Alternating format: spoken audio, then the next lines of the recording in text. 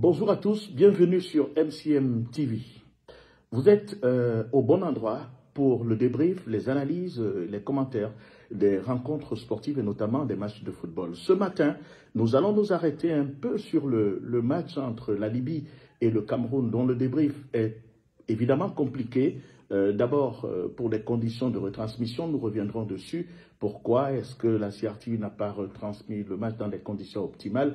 Et on s'est contenté tous de ce qu'une chaîne privée a pu faire, notamment Equinox. Nous reviendrons dans une autre diffusion. Pour faire donc le point de cette rencontre, il faudrait, et je vous l'ai toujours dit, le débrief d'un match commence par la mise en place tactique du coach. Et on a été surpris de voir que le dispositif qui a permis au coach Rigobert Song de battre l'île Maurice 3-0 a été totalement chamboulé de trois défenseurs avec des pistons. Il a lié une défense à 4 avec deux joueurs devant la défense, 3 milieux qui avaient vocation offensive. On doit quand même reconnaître tout de suite que l'équipe du Cameroun, sur le bout de match qu'on a vu, de mon point de vue, elle a joué mieux que ce qu'on avait vu face à l'île Maurice, même si le score à la fin est d'un but partout. Mais j'ai quand même des questions par rapport à un tel chamboulement. Qu'est-ce qui a motivé le chamboulement de dispositif initial? Est-ce que le coach est en train de tester les différents dispositifs dans la perspective de la CAN? C'est peut-être ça, mais ça comporte un risque parce que le Cameroun aurait pu perdre le match face à la Libye, même en jouant très bien. Et je n'ai pas très bien compris pourquoi des joueurs comme Clinton J ont été mis derrière les attaquants. Je l'ai rarement vu à cette position, je l'ai davantage vu sur les côtés. Et donc, moi personnellement, ça m'a perturbé. Ça m'a perturbé, mais le coach, je fais confiance à ce dispositif du coach parce que je suppose qu'il a des raisons. L'autre problème que ce dispositif choisi hier posait, c'est qu'il faut avoir des joueurs pour animer cela. Et malheureusement pour le jeune Tchamadeu, le match d'espoir qu'il avait fait contre l'île Maurice ne pouvait pas se confirmer parce qu'il était à une position inhabituelle et surtout parce que Castelletto, qui était derrière lui, n'a pas les aptitudes sur le côté et donc l'animation de ce couloir était quasi nulle. Et donc on ne l'a pas vu et forcément on l'a remplacé. Il y a également que je m'étais posé des questions sur la titularisation de Tcham, mais je crois qu'hier il a montré qu'il avait quelque chose qu'on pourrait exploiter. C'est le minimum qu'on lui demande. Il a fait, de mon point de vue, un match plutôt correct. C'est pas seulement sur le penalty qu'il a marqué, mais déjà prendre la responsabilité de ce penalty montre que dans cette équipe, il estime que lorsque certains cadres sont absents, il est disposé à prendre des responsabilités. C'est une attitude louable et très honorable de sa part. Maintenant, sur le choix également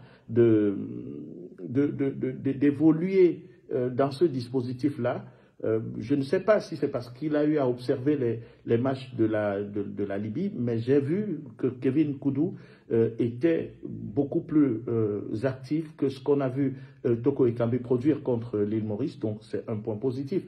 Après, quand on a un joueur comme Agri, il faut des joueurs au milieu de terrain capables de lui donner des ballons dans des espaces et dans des intervalles parce que c'est un joueur de surface, il n'a quasiment reçu aucun ballon et donc il était totalement invisible. Ce qui m'a impressionné dans ce match, c'est l'équipe de la Libye. Je vous rappelle que c'est une équipe d'amateurs, c'est une équipe de joueurs locaux que le coach serve à monter. Il s'est passé des professionnels parce que je crois que dans sa logique, il voulait avoir une certaine homogénéité. Et hier, on a vu que cette équipe avait cette homogénéité-là. Dans la production du jeu, comme je le disais, j'ai trouvé cette équipe avec un peu plus de respiration que ce qu'on a vu précédemment, même si on a gagné 3-0. Mais maintenant, il y a une situation. Le Cameroun a réussi à marquer et le Cameroun s'est fait rattraper au score.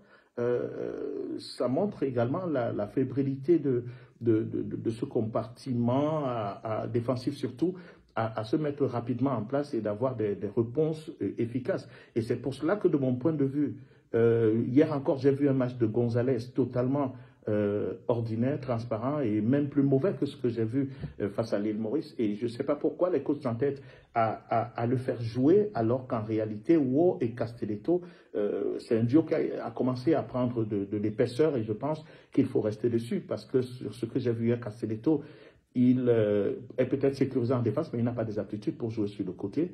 Et c'est pour cela que les côtés n'étaient pas suffisamment animés parce que ce n'était pas un joueur de métier. Le match nul, est-ce une bonne ou une mauvaise chose? Il faudrait reconnaître que ne pas perdre est déjà une grosse qualité et pour moi, c'est quelque chose de positif. Mais il faudrait exactement qu'on explique aux Camerounais que faire match nul face à la Libye nous grappille, nous fait perdre quelques points sur le classement FIFA et ça peut avoir des préjudices par la suite. Maintenant, dans le groupe du Cameroun, le Cameroun a 4 points, qu'est-ce que je dis, le Cap-Vert a aussi 4 points, la Libye a 4 points, l'Angola a 2 points. Et on n'a pas joué contre les 3 équipes qui nous suivent. Ça veut dire qu'en réalité, on ne s'est pas encore véritablement jaugé. C'est là la lucidité qu'il faut avoir pour analyser la performance de l'équipe du Cameroun. On a joué contre quasiment les 2 des 3 équipes les plus faibles du groupe et que ce soit le Cap-Vert ou encore la Libye et l'Angola qui sont derrière nous, qui sont présentés également comme des équipes ayant un peu de coffre dans ce groupe. On n'a pas joué donc, ce n'est pas encore la tranquillité, mais c'est déjà bien de ne pas perdre. Mais je reviens sur ce que j'ai l'habitude de dire, lorsqu'on est dans ce genre de championnat, dans ce genre de compétition, il faut mettre tout de suite le turbo pour faire le maximum de points avec des équipes qui sont supposées être faibles. Parce que lorsqu'on va rencontrer des équipes qui sont fortes, on peut toujours gagner, mais ça peut compliquer davantage les chances de qualification. Bien, pour nous résumer, on dira que curieux le dispositif tactique. Généralement, on dit qu'on ne change pas l'équipe qui gagne, mais Rigo a changé l'équipe qui gagne parce que Neyou, qui est laissé sur le banc, est-ce qu'il a eu une petite blessure?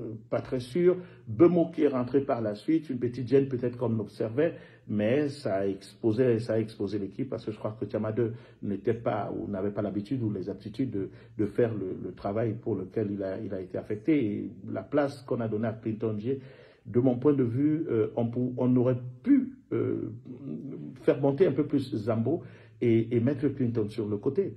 Et donc, globalement, je vais dire que c'est un match, on va dire qu'on n'a pas perdu. C'était le plus gros risque, mais on n'a pas non plus gagné. Et là, il faudrait se déployer parce que si on veut juger cette équipe par rapport à ce qui arrive à la CAN, je peux dire que c'est des bons tests, mais on n'a pas vu une équipe qui a le coffre pour aller gagner la CAN.